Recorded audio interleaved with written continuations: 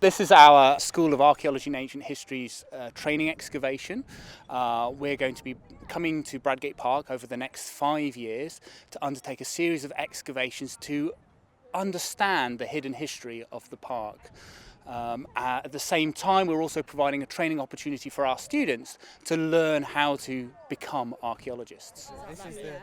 This is the context that we're doing here, 1204. What we want to show in the projects is just what such a long history this park has, and what an interesting history. People have been coming here for 12,000 years to hunt animals in the first instance. Then we get an absence of records until we get into the medieval period when we have a deer park. And that's where the heritage of the deer within the park comes from.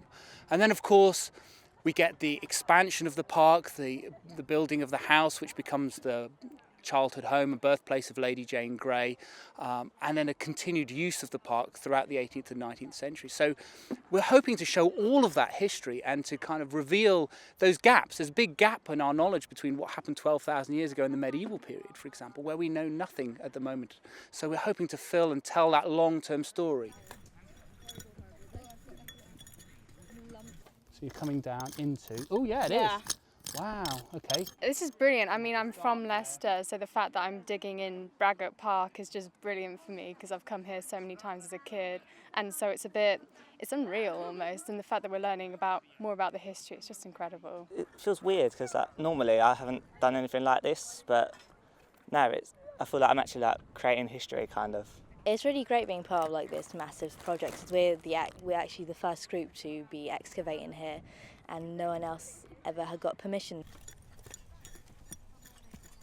At the moment you can see the students undertaking a lot of different activities. We've got students who are cleaning and excavating the location of a medieval building that used to be located in this area. We think this medieval building was the place where the keeper of the medieval deer park lived.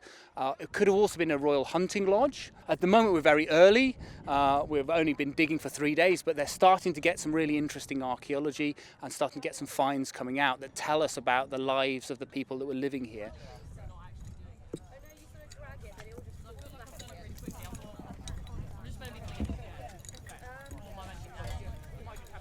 Over there, if you see the soil's a little bit lighter around the edges, you can kind of see it's either a cesspit or a well.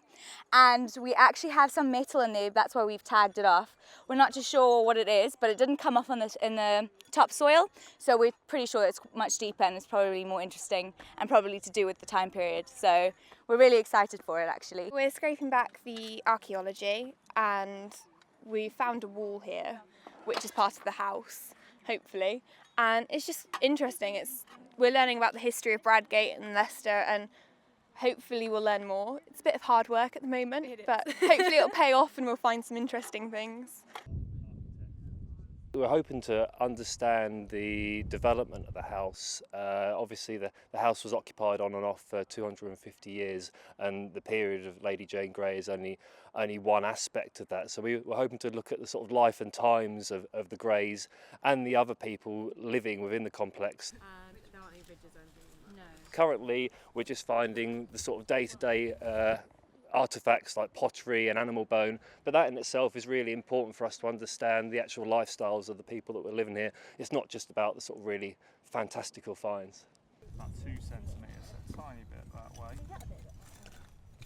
Okay, now we've gone a bit too far. So, okay, so yeah, make sure you overlap with